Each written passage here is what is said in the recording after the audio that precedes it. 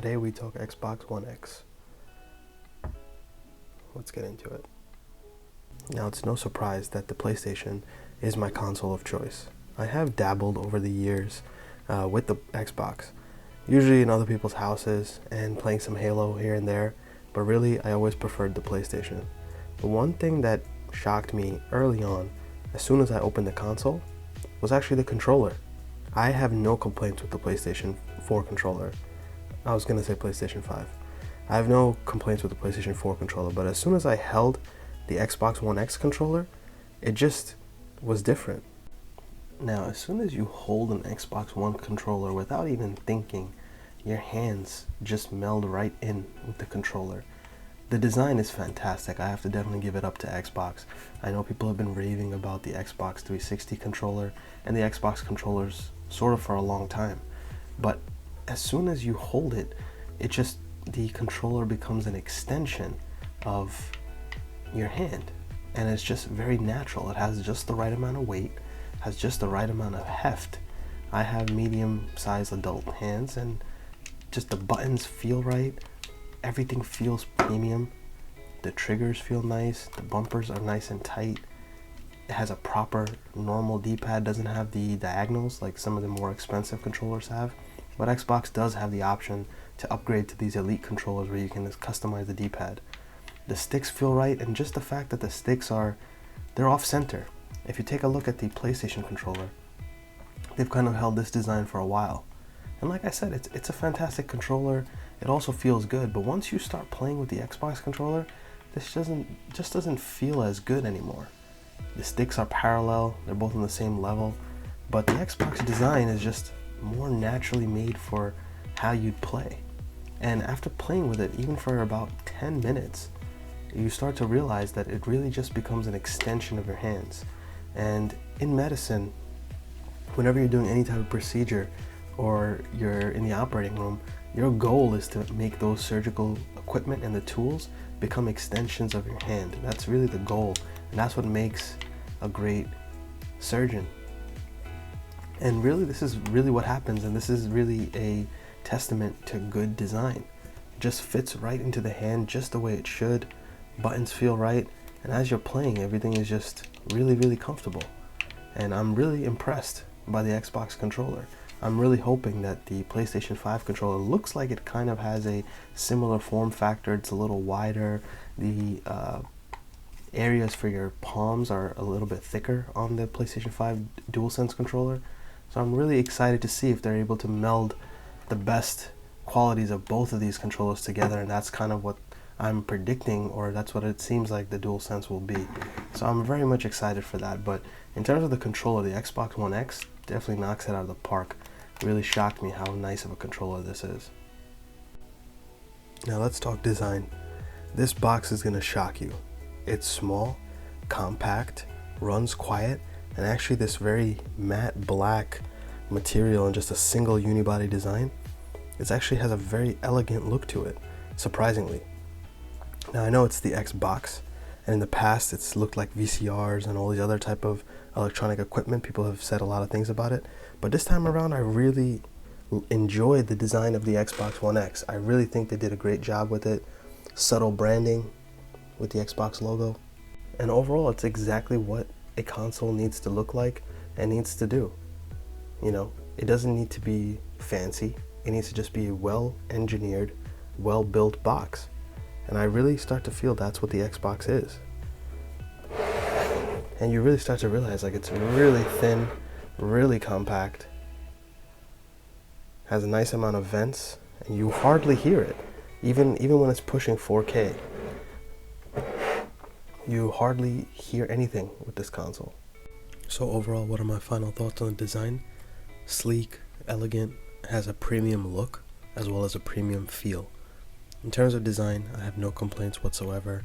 I really think the Xbox One X is a very nicely designed console, and I think the Xbox Series X likely takes it to the next level. Now you might be thinking, with the next generation of consoles coming up, Xbox One X, why now? So actually I've owned an Xbox One X for a very long time. Unfortunately, I have to admit, I hardly spent any time playing with it. To be honest, I prefer my multiplats on PlayStation. PlayStation has better exclusives, and overall I enjoy the experience on PlayStation better.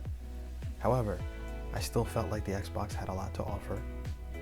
Backwards compatibility is huge on the Xbox, as well as the fact that the Xbox actually has a 4K Blu-ray player, and that was major for me. Now, when I do play my Xbox, what do I own? I unfortunately only own 3 games for the Xbox, but I think they're 3 very solid games. First one, Halo 5. Now, actually this one disappointed a lot of people, and it's true, the marketing was deceptive, and this game didn't turn out to be exactly how they pushed for it to be. However, the multiplayer was actually really fun. It took Halo into a more modern Call of Duty style multiplayer, and I think the way that they balanced between traditional Halo and Call of Duty, it turned out pretty well. So Halo 5 overall, it's worth checking out, and of course it's an Xbox One exclusive. That's another thing I want to mention. Any of the games that I do have for the Xbox, they're all exclusives. Now here's the first game that I bought for the Xbox when it originally came out, and I was very excited for it. I wish they made a sequel. It was Rise Son of Rome. If you've never tried this game, it's worth a shot. I don't really see it that much out in the wild, but this is one of the launch games for the Xbox. Basically what it is, it's a combat action adventure game where you're basically playing as a Roman warrior, and it has really unique QT, what is it called? Quick time events, QTE. It's kind of like that, but it really was popular back then. QTEs were a big thing, and they were fit into many video games. This game is basically based on that, but it actually turns out this is really a lot of fun. And the graphics, still till this day, are amazing. It's kind of hard to believe that this was a launch title for the original Xbox. So, I mean, like I said, I wish there was going to be a sequel. I hope they make one for the Series X, but this is one worth checking out. And lastly, I feel like if you own an Xbox, you have to own this game here. Now this, in theory and paper, fantastic. Could you imagine every single Halo on one disc? And you're able to play the multiplayer from all these different Halos? Like I said, I didn't grow up playing Halo. I played Halo here and there with friends. The fact that I can get an Xbox and kind of go back to Halo 2, Halo 1, Halo 3, Halo 4, this is a fantastic collection. They added Halo Reach to this now. This is a must own. I still play it now, especially more recently. This is kind of all I play now. Is I sometimes cycle between this and Halo 5 just to mess around with the multiplayer, and the single player campaigns are still fantastic, at least for the original Halos like 1 and 2. 3 is kind of in between for me, and then 4 or 5 is when the campaigns really got bad, but in my opinion. But this is something I think is a must own, and I don't know why nobody talks about this enough. Like, this is a fantastic collection. I can't imagine that one day there would be a one disc that had all the Halos on it for the Xbox. Literally, these two things is all you need. You need one Xbox One X with this. Everything's been updated. Everything runs smoothly now. This is all you really need as one package, and this is a fantastic offer here. So we've discussed a lot of the positive, but here, in my opinion, is where things really start to fall apart and why I didn't take Xbox seriously. It's the user interface. I still, till this day, do not understand it, and I just don't understand why Microsoft doesn't understand the fact that they need to clean it up. Now, looking at this screen here, we are flooded with so much information, showing my games and apps and showing all of them in like a little folder like this, advertisements, Shocktober, movies. You know, it's trying to have a very similar, like this portion here is very similar to what the PlayStation 5 has, but PlayStation 5 is just so much cleaner. And this is actually an updated version, but I still feel like it's just so cluttered and so messy. And now when it comes time to play, you'd look at this screen and you'd say, oh, you know what, he's going to play Halo 5. Guess what? Halo 5 was the last game that I played. Currently, inside this Xbox is the Master Chief Collection. However, right now, with all this clutter here, you wouldn't even be able to tell that I'm trying to play the Master Chief Collection. And I've just never been a real big fan of the way the menus are, anything like that. So the user interface is what really turned me off when it comes to the Xbox, and unfortunately it hasn't really gotten much better. Now, one thing for sure that you won't be disappointed with is performance. Like I mentioned before, the Xbox One X runs silently, runs fast. You hardly ever know that it's on. Provides excellent graphics. Now, this is a 4K TV with HDR10. Of course, the Xbox One X takes full potential of that. HDR10 visuals, 4K, everything upscaled. The Xbox One X doesn't disappoint in that. And remember, I'm playing games that are old. This is Halo 2. This is an original Xbox game that's being upscaled to be played right now on the Xbox One X. So you can only imagine what the games that are currently made for the Xbox One X look like. But in terms of performance and in terms of just overall fidelity, definitely you cannot complain about the Xbox. So overall, what are my thoughts? So I've been spending a lot more time with the Xbox One X after I've sold my PlayStation 4.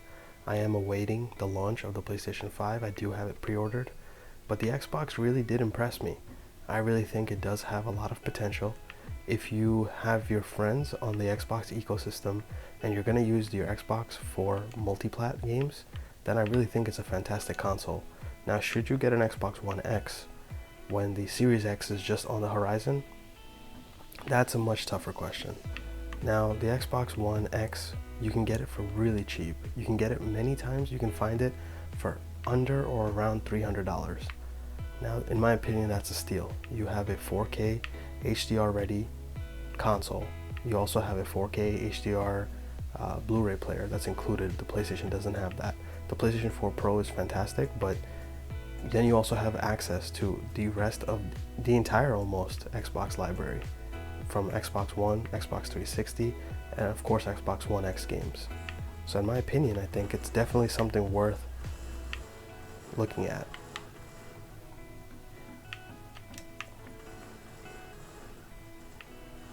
But it all depends on the price. You have to make sure that you're able to get it in the right price. Like I said, you can find it for the cheap nowadays, and I think it's worth picking up the console even in 2020.